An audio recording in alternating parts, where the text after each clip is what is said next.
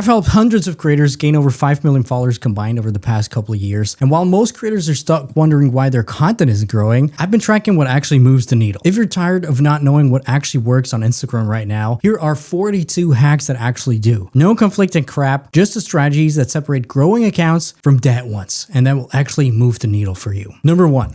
I once had a client who got 2.8 million views on one video, and he thought they made it, but then after a few weeks after this video, their account basically died and their views were really low. What this creator actually did was trying to chase viral videos and just trying to randomly come up and recreate super viral videos just to get these views, the vanity metrics, without thinking what actually is connected with it and why they would need that and who they actually want to reach. Point being, viral videos can hurt your account. They can even mess it up forever. So if, for example, you got a random viral video that attracts the wrong audience and they go to your profile and then they don't watch more content, the algorithm will get lots of negative flags and downrank you or put you into a different category. Number 2, there's one thing you can do that is, in my opinion, the number 1 correlation between blowing up and kind of staying low and not being able to get views. It's production quality. Now hear me out. Everybody who says otherwise doesn't really see the big picture. Yes, there are some creators where production quality seems to not matter at all, but they always have some other things. So for example, their personality or some other things that come natural to them. But if you don't have that, for example, me, going the production quality route is the most important and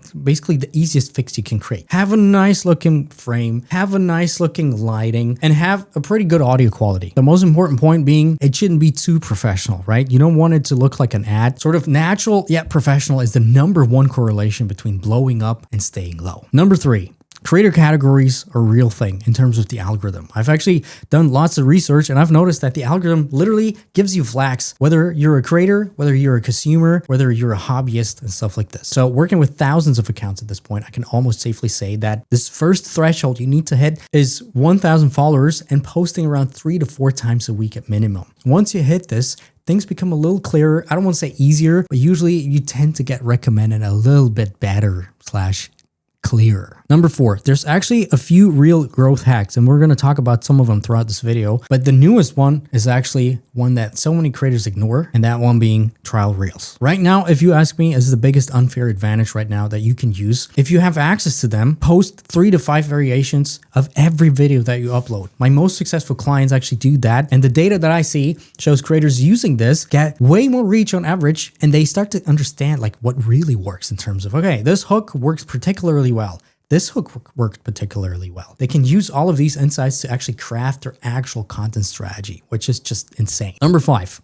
there's one metric that actually sort of predicts whether your account is okay, your account health is okay, or whether you will grow eventually, which is the non-follower reach percentage. So take a look at your non-follower reach percentage and see how this basically it changes throughout the times. In my opinion, it's the most important metric you have in terms of account health. And if growth is your objective, you should have this whole thing be at least 50% with most of your videos. Number 6, sponsorships across the board are almost never worth it, especially if you're a smaller creator. Also, if you're a bigger creator, to be honest, I've worked with lots of bigger creators and I've seen sponsorships and brand deals turn into nightmares for some of them recently. I actually see the whole industry shift towards honestly some sort of darker future, and creating your own products and kind of setting yourself up for the long term with your own things is the only sustainable way going forward. Number 7, there's some things you could do that basically take no effort that make things so much easier and that get you results so much quicker. First thing being, you should totally repost your best performing reels as trial reels every once in a while. Literally don't change anything, just upload them as trial reels.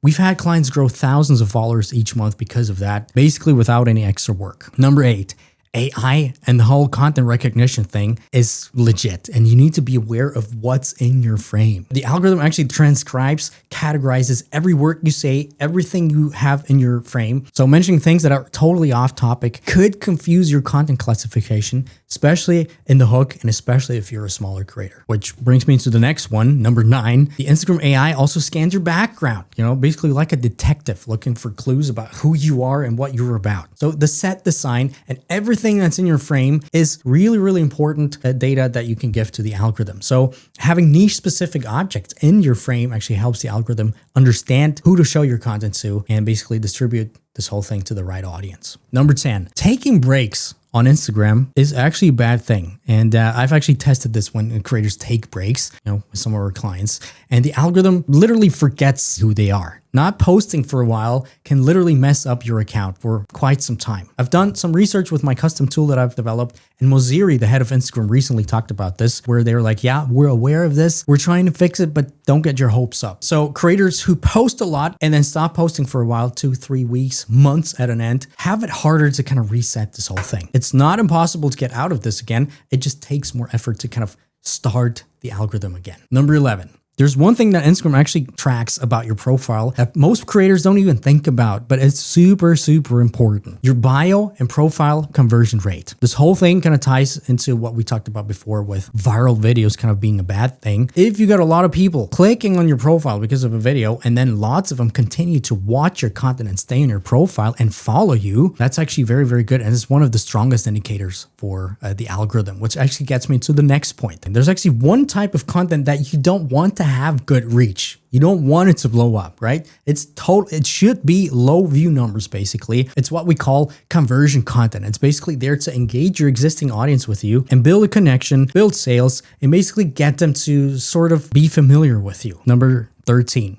A lot of creators are actually not even aware of the importance of this whole thing, that doing this and implementing this the right way will make such a difference in terms of getting more views, getting more reach, and everything. And it's basically the first 6 words of your caption. They're way more important than you think. They're essentially the second chance to hook somebody in. First chance being, the hook itself, the first frame. Then second chance, people look into the first 6 words. And if that kind of has the potential to re-hook somebody in, you got them. And that sometimes makes all the difference between basically not getting any views and a reel actually blowing up. Number 14. Now, you might not want to listen to this or hear this, but hashtags don't really matter. There's this constant cat and mouse game of people, reader gurus saying, well, hashtags matter again. And some other people are like, no, hashtags don't matter anymore just because they want to get views. And I can see that whenever I talk about hashtags, my views go up, even though I don't even know why. It seems like people are really obsessed over them. But essentially, hashtags can matter for a very small group of people, meaning very small creators, but not really. So if you're a small creator and if you're like, okay, I want to give some extra things to the algorithm to understand my content better,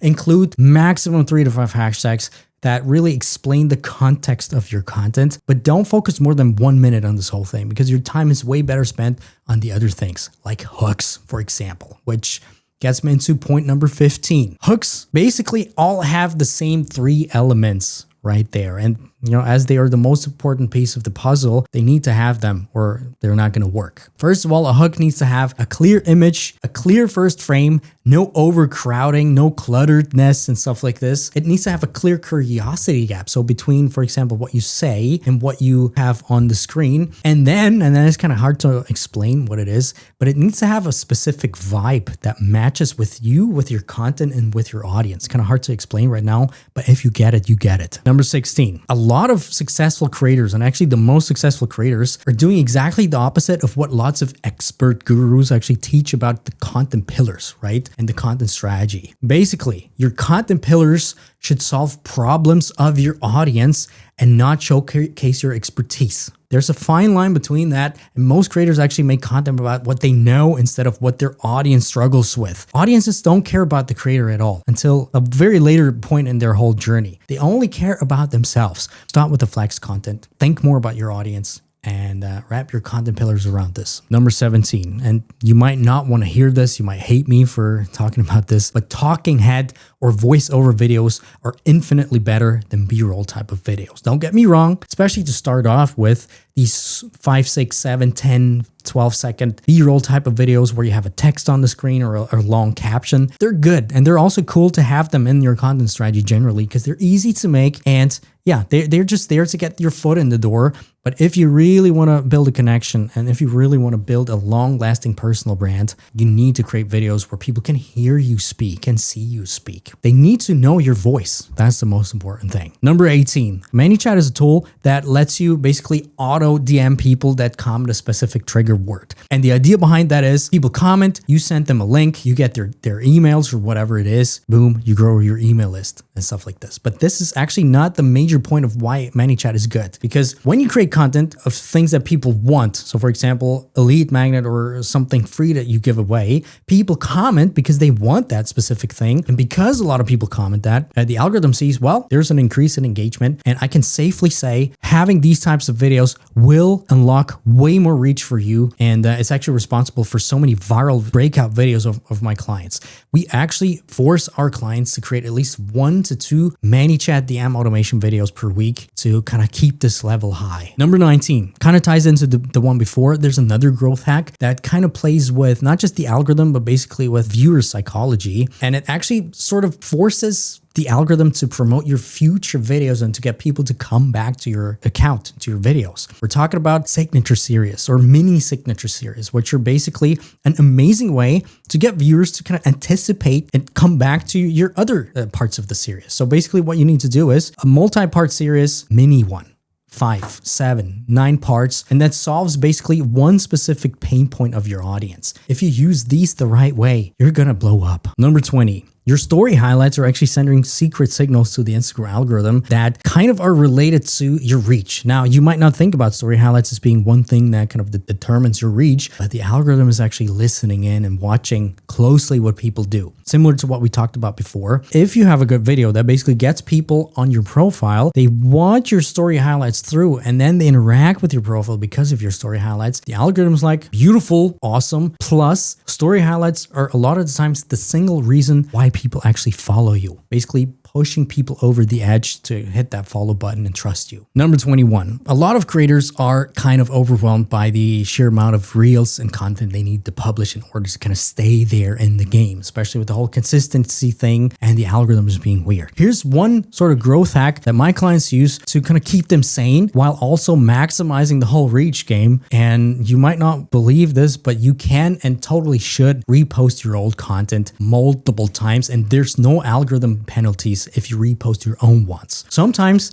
literally reposting the exact same content gets more views the second time around than it did the first time. Try it out. Number 22. There's one metric that actually tells you if your content will succeed basically, or if your hook sucks. And that's really, really important to know, because if your hook sucks, everything else doesn't matter. We're talking about the 3-second view rate, and you can view that in your insights basically. So take a look at your videos at least once a month and try to spot patterns among your best performing ones. What types of hooks have the best 3-second view rate, and then try to recreate them. Number 23, the edits app is actually super, super important, but not for edits. Actually, I don't even like it for editing, but actually for the analytics they give you. So especially the retention graphs, make it a habit to analyze every single video that you post and try to see if you spot patterns whenever you change something there and whenever there's a change in the graph happening. Number 24. Every successful creator that I know who didn't go completely insane after a while of being a full-time creator follows this one rule religiously. Batch producing is the only way to keep your sanity. Script and film 3 to 4 videos in a session. Some people can pull off more like 10 to 12. If you're like me, after 3, it's over, right?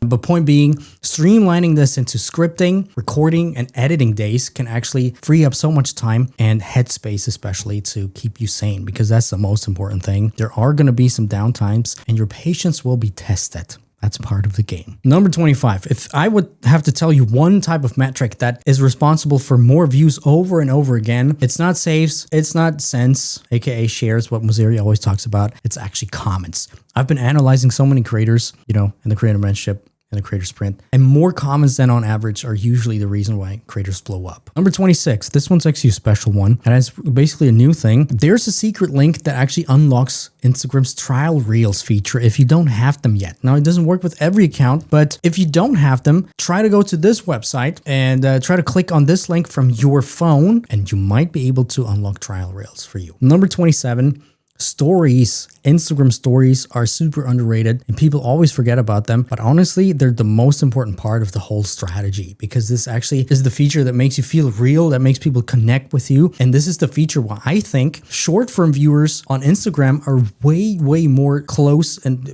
in terms of relationship and basically better than short form video viewers on TikTok, even YouTube, to be honest, if you don't have a long form channel. Number 28. your analytics sometimes sort of lie to you what works. So don't always believe what you see. So first of all, high reach doesn't always mean that your content is good. What you actually want to track is our follower conversion rates, for example, or comment depth to see how many good comments you get, to see if your content actually moves the crowd or if it's just filler content that nobody's going to remember. Because there's videos with 60 million views that you probably don't even remember who it created because it's just some crappy thing. Views are not important. Analytics are sometimes not the most important thing you want to track. Number 29. There's no one single metric you need to hit, right? I see creators all the time kind of focusing on, but I need to hit so many shares with all content. I need to hit follower comment number with every content. No, it's never about one specific thing. It's usually about all things combined. So sometimes your saves are higher than average, which result in more views. Sometimes it's the comments that you get more on average, like we talked about with the ManyChat things, that result in more views. Point being, it needs to be diverse and it doesn't always need to be hit everything. It just needs to hit one or two of these things every once in a while. So be really clear. And before creating this video, even think about, is this a video where I want to kind of target saves or shares or comments or follows or replies, or what is it? And just that mindset shift will do a lot of things in your head. Number 30, really bad performing content is actually really great. So don't worry about it if you have that, because by looking at this and the retention graphs and the edits app and all the things we just talked about before, you can actually see what you did wrong most of the times. Is it a bad hook? Is it a boring topic? Is your retention bad? Is your quality bad? So take a look at this, analyze what you did wrong, and just do it better next time. An idea is not gone just because you basically messed it up once. Number 31. B-roll videos are sort of a trap that keeps new creators from ever making real money. We talked about this before. If you want to really create a good connection with your audience, you need to be speaking in your content, right? Voiceover, stuff like this. Now, B-roll types of videos can be a super good starting point to kind of get the foot in the door and to kind of unlock the algorithm. But the ultimate connection you get with, like I said, talking head, it's just crazy. Even if you're like at the beginning, you're like, okay, I don't want to necessarily talk a lot yet in my content because I'm not there yet, because obviously you kind of have to be able to make good content where you talk. Use stories to kind of learn the craft, because nobody cares if your stories are bad. They're your playground. Number 32. Don't get too caught up in analyzing and replicating other types of content. So one thing recently I've noticed, which was kind of blew my mind, is I watched a creator basically copy their competitor's exact strategy to the T, and they completely destroyed their account. It totally backfired, and the algorithm was just confused. Now, don't compare yourself to competitors. Audience nuances can be quite different, right? Because it could be that this one creator mostly targets a certain age group in the demographics or whatever it is, and or the vibe that they have, it's just resonating differently with this messaging that they have. So never compare yourself to others. These nuances can be actually quite different, and try to find content and delivery that actually feels more natural to you. Number 33.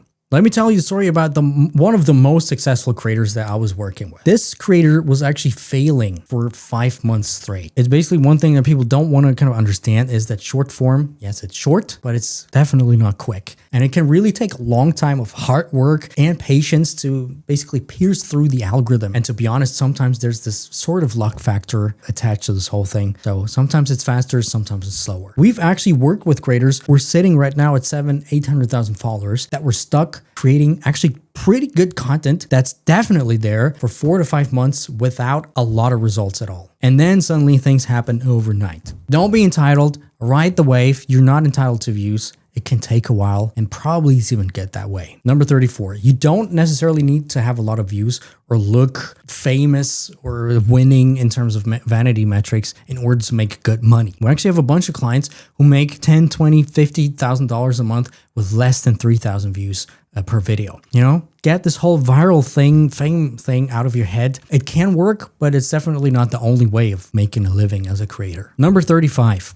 Copying what works on big, super big, mainstream-ish accounts is actually the fastest way to kill a small account. Yes, because big accounts totally have different rules. Their audience is different. They've been doing the game for a while. The algorithm has different data points about them. So things don't work if you do it that way. So never copy what they're doing. It's most likely not going to work for you. Number 36. Is there a best posting time as of right now? We've tested it, right? I have my whole software analyzing this for my clients in the one-on-one. Honestly, there is no perfect time to post. I just don't seem to get any correlation. So post whenever you want.